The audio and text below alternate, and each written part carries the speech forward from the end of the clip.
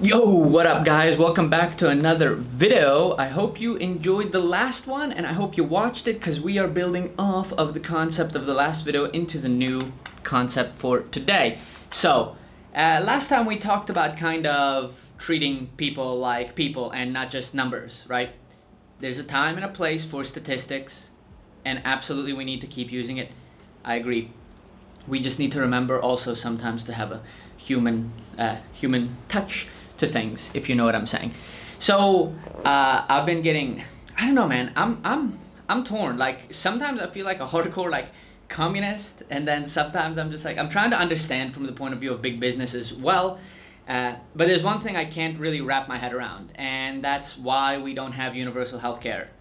Even in a country like Vietnam, we have universal healthcare by the government. It's not great. It's in fact very bare minimum, and a lot of teachers pay extra for like an extra insurance policy. But there is something at the very minimum for everybody here. It's pretty cheap, and it has all the benefits of publicly offered health insurance and all the negatives. So let's just jump right into that. So the benefits is that it's really cheap. I pay like $4 a month for my paycheck into the system. And I have an insurance card, I have a hospital I can go to, and yeah, so overall it's great and it covers most people. Now I know even Huong was telling me there's people who do fall through the cracks, so it's still not perfect. I would say a lot of it probably comes down to the lack of like technological like integration in the Vietnamese system. A lot of it's done by paper, and I just don't think, and also I don't know how they pay. Anyways, I'm not going to get into that. The negatives are exactly as you imagine with socialist or single payer system, one payer system, whatever it's called, is you do wait a long time in the hospital, usually like 45 minutes. I usually wait. The good news about that though is I never have to make an appointment. I just kind of show up to any hospital, even for a checkup. You don't really make appointments. And the other good news is that you do still have access to everything you would imagine, like all the different kinds of specialists they have here in Hanoi, or within reach. If you really need to, you can fly to Ho Chi Minh City where they have that as well. Now, you also have another option in Vietnam, which is really cool, is you also have private hospitals, which are not covered by your state-sponsored health insurance, of course, because they're private. But to be honest, the private hospitals are actually still cheaper than like my American hospital with insurance. And let me give you an example. So when I went to get so I gotta show you. Can you see that my nose is like just totally woo? It's like now it's looking at you probably. Not now, but now. My nose is broken. Now it's not a big deal. It's deviated septum. A little bit of trouble breathing from time to time, but whatever. I thought, well, before my insurance ran out in America, I thought, oh, let me go and ask the doctor and see about getting it fixed. So I went to the doctor. He looked at it. He said, no big deal. 45-minute surgery, in and out, and you're good to go.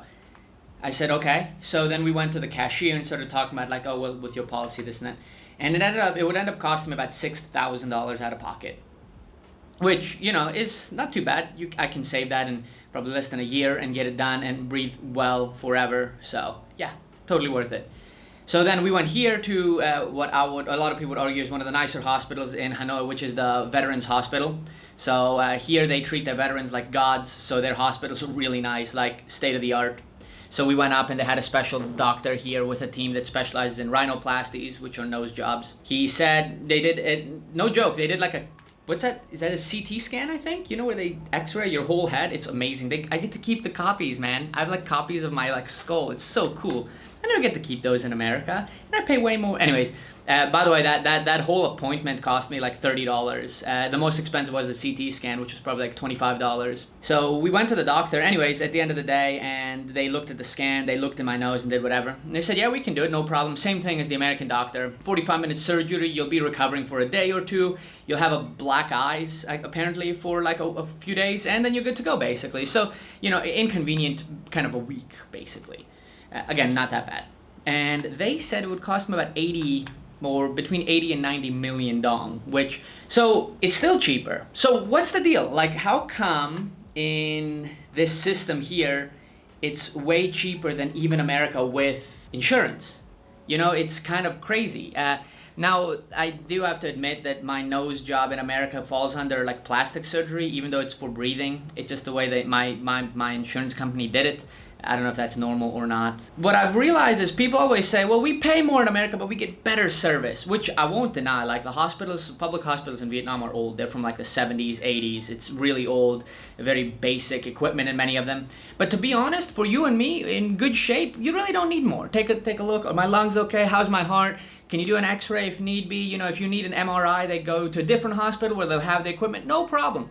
It ends up being really cheap, a little bit slower process, but it does cover a lot more people than our system in America, where each company covers however many hundreds of thousands or whatever. And it seems to work. You know, Vietnam's much poorer, and it still does it for relatively cheap. Now, I'm not an economist, I don't know finance, but I am assuming that if they switch to a single payer system, that they could do that in the form of taxes, take a little bit more in taxes. Now, people are like, well, I don't want to pay more in taxes, but wait, just bear with me. You're not going to have to pay the insurance company every month. Everybody's going to pay the government, and then the government has the power to negotiate with these huge drug companies and pharmaceutical companies, because it's like, do you want to provide insulin to all of America? Well, then you better drop your prices. And now the other companies are going to be competing to see who can get the lowest price, because you're dealing with a population of 300 million, right? So that's really good for us. See, we don't want to compete for companies. We want the companies to compete for us. We need to always remember that we are the consumer, and they need to, we don't need to, the problem now is that we're begging them to serve,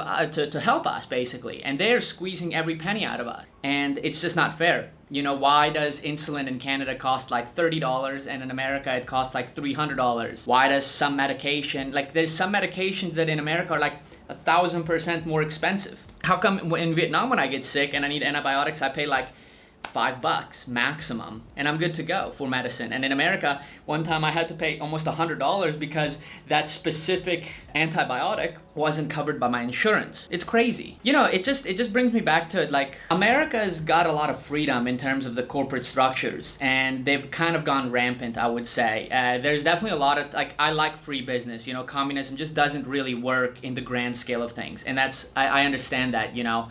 You can't have the state controlling everything. They're usually pretty inefficient. And for businesses and stuff, I understand that. But I think for healthcare, it's kind of really nasty, because capitalism doesn't have morals. Capitalism doesn't choose or think, oh, is this a good decision or a bad decision? They just see, is it profitable or is it not profitable? I can't really blame the companies. The system is designed for them to fill there's a void, and they fill that void. They provide a service that the government doesn't provide. It makes sense. But now it's gotten to the point where they're just like gouging every penny from everybody, and it's getting, I'd say, excessive. And to be honest, we can totally afford it as not just taxpayers, but as a nation. One thing I wanted to say is, I just watched a video, and did you realize, I didn't really think about it, did you realize that the coronavirus bailout of like $2.2 trillion or whatever it was now, it passed like that. But when you ask for a couple $100 billion extra in funding so that we can have universal healthcare, all of a sudden it's too expensive. That's strange, right? Or $2.2 trillion like that, no problem. We'll give, you know, hundreds of billions to the companies and a few hundred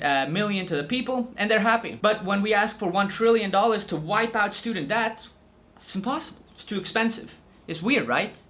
Is it just me? I mean, I know there's a bunch of little factors, but I'm just saying, man, like, if you can toss trillions of dollars into the economy and have blips go up, boop, boop, just a little bit increase, I think you can afford to help out the people. And what this crisis is teaching us is that we as the people need to stick together. Just like those Amazon workers have kind of protested together to get more days off. What the Amazon workers did was amazing. They all banded together. And we need to remember that we as the consumer, as the worker, as the middle class individuals, we have the power, not the billionaires. So we need to do it. We need to flip this roles. Instead of them being like, here you go, you can have a little bit, some crumbs for you while I eat this big sandwich. And you have some crumbs there, enjoy them, and then the people at the very bottom don't get anything. It's terrible. We need to realize that we don't need to make their sandwiches for them. They need to serve us. There needs to be a balance, and it's gotten way out of hand. Going forward, I think we need to start thinking more about the masses, since there's more of us.